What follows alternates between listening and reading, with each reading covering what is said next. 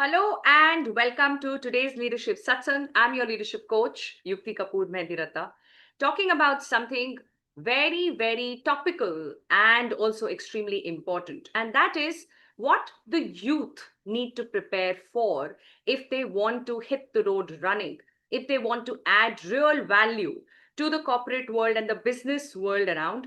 What are some of the skills that are extremely important for them to master? That's what I want to bring your attention to also, because we are celebrating World Youth Skills Day on 15th of this month. So I thought it's also a topical issue. It is something that should get some more attention than it does, because as much as leadership is a generic space, in the sense that whatever works for one leader to be more effective will work for any other. But it's also true that leadership is not one skill, which means there are more than 100 skills under this broad category we call as leadership. So what should we be emphasizing on will tell us how relevant will we be in the times to come.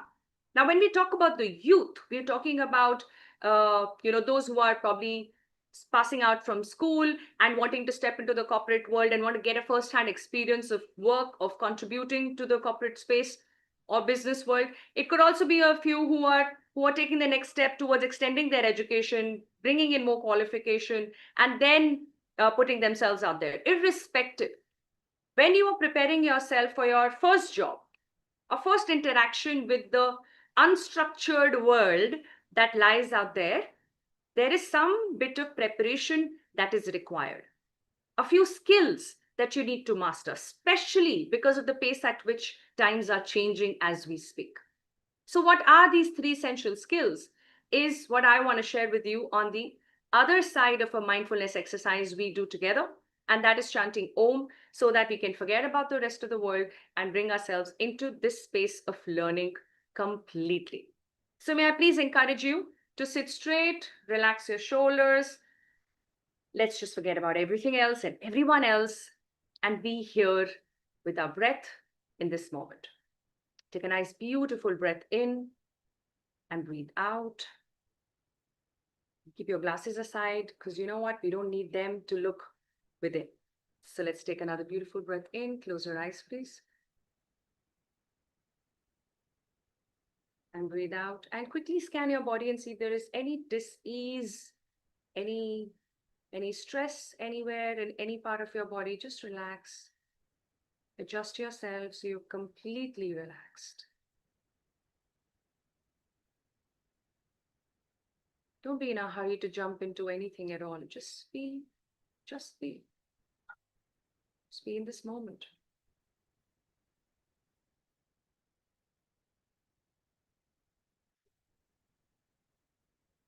Nice deep breath in.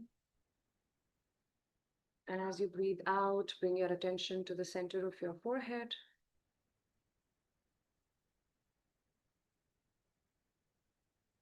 Breathe in once again and out.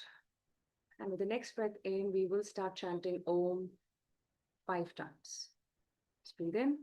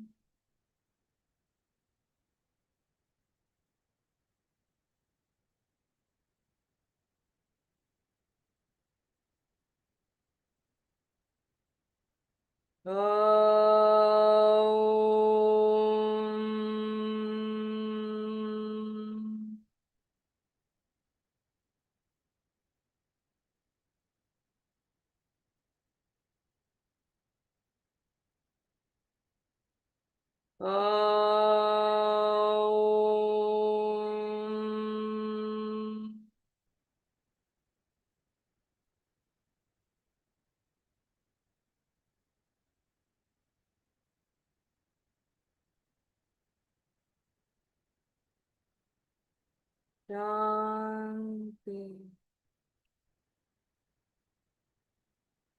Shanti. Shanti.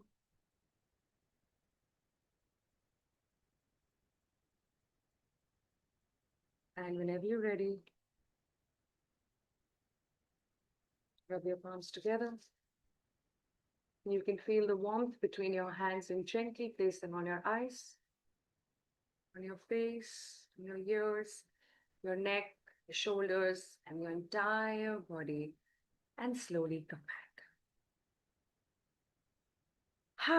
All right, tell me if you are here 100% and from which part of the world. From which part of the world are you joining me today? And are you here 100% with me? Because if you are, then there is a lot that you will take away from every moment for which you can be there 100%. That's how we take the most from our life, right? That's how we get the highest return on investment of our time. You get the highest return on this investment when you are completely present in that moment. Only then can we expect high returns from that time that we are spending in anything, right? And we just get about like a little time every week together. So it makes sense to bring this practice in, not just here for these satsang sessions, but then carry this forward for anything that you're about to do, which is important. Take 5 minutes before that and take a nice deep breath in and chant a few times. And then see the level of concentration and focus that you'll be able to bring into that activity. It's as simple as that. All right. So let's get on with the three important skills. What are the three essential skills that we should master as young leaders?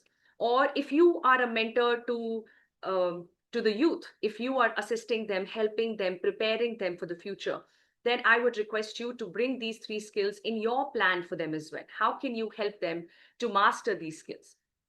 The first being resilience. In my view, people are going to face a lot more failure than we have faced in the past. And the reason is very simple. We are living in unprecedented times. We are living in an era where there is a lot of newness, there is a lot of experimentation, there is a lot of unknown. We are trying things out, we are trying to understand. At the same time, we are implementing what we are understanding. And as we are implementing, we are realizing that the understanding needs to go deeper, so it's pretty much running parallel. You learn a little bit, you try to implement, you see what works, what doesn't, you go back to the drawing board. And that's because of the pace at which technology is growing and how it is integrated into everything that we are doing. So we can't dodge from that. And I don't want to call technology as one of those skills, because it's not a skill.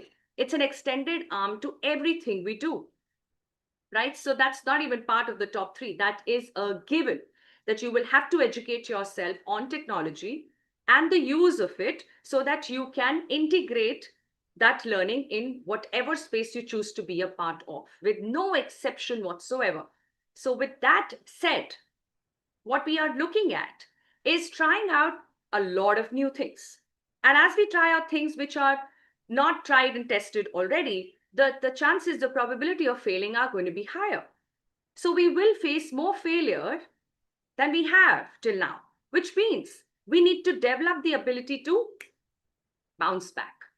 And you cannot develop this ability when you are in the situation, when you are facing the failure. That's too late.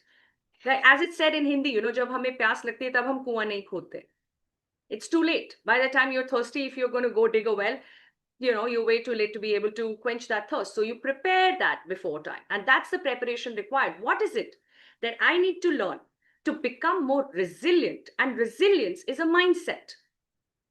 The fact is that a lot of us, if not all of us, we fear failure. We don't want to fail.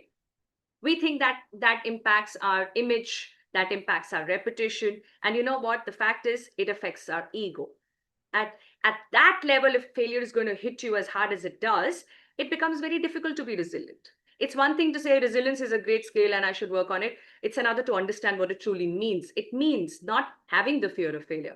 Now, how is that possible? You might ask, how do I not fear failure? Well, the more you face it, the less you fear.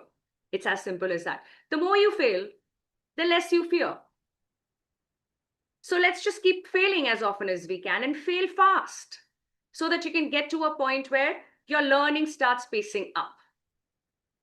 Is there a way to learn how to be more resilient?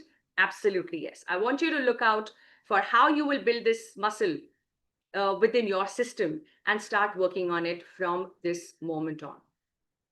The second important skill that you must work on to the extent of becoming a master at it if possible is to be innovative. Now, creative and innovative are sometimes used as synonyms, but there is a difference and a clear demarcation between the two. What is creativity? Coming up with new ideas. What is innovation? Bringing those ideas to life, implementing the ideas. Now, coming up with ideas might not be as big a challenge as it is to learn how to implement those. Why? Because implementation will always have certain limitations. We will not always have everything we want. And if that's the case, then where is the creativity in that space? Creativity comes in when you have to think of how to get the best from a limited set of resources available to us. Whether those resources are time, money, human resources, whatever other things that we need to optimize, to be able to get best results, is where innovation comes in. So you need to learn how to develop an innovative mindset, how to bring that into your skill set as well. And there are multiple ways to learn that too. So I would request you to focus on that. While creativity is a part of our thinking process, just as how negative thinking, positive thinking resides in everybody's mind, these are not the only two types of thinking. In fact, if you look at it philosophically, there are many types. If you look at it psychologically, there are 7 types as defined by psychology, by human psychology. There are 7 different types of thinking. One of them is creative thinking. So it is a part of our thinking process already. It's embedded in your CPU. It just comes with it, right? It's a default setting. Can you enhance it better? Yes. Is there a way to improve your creative thinking abilities? Yes. But to my mind, what is even more important is to learn how to be innovative, how to think of doing things in a different way with the limitations around it. Put yourself out for that challenge and see what you can do to consciously learn how to become more innovative. The third skill is emotional intelligence. You see, as more and more artificial intelligence is entering into the world, more and more emotional intelligence must enter into leadership. Ultimately, people who are going to be relevant in the times to come, as AI takes over a lot of redundant work and now also decision making work, we need to have people who understand people, people who can drive people. Because ultimately, it is that human effect, that emotional connection, which will be our sole distinction. And if that is not your skill already, if that is not something you have consciously learned to master, it is very difficult to assume that any of whatever you might know otherwise will keep you relevant. So if I were to put these skills in a particular order, emotional intelligence comes right at the top. And then see how you will build in resilience, because you will fail. You will fail the people you're connected with. You will fail yourself multiple times. And like I said, keep failing, fail fast, fail as many times as you can, because that is what will take away the fear. And then also focus on being innovative so that you can come up with the best solutions in a limited environment, in a contained, controlled environment. How do you still get the best results? That is a skill that people will be watching out for. And if you have started working on that already as a young leader, there is enough and more waiting for you on the other side. The kind of opportunities which probably don't even exist today. So you know what? There's one question I think is irrelevant and makes very little sense or almost no sense at all, is to ask the youth of today, what do you want to be tomorrow?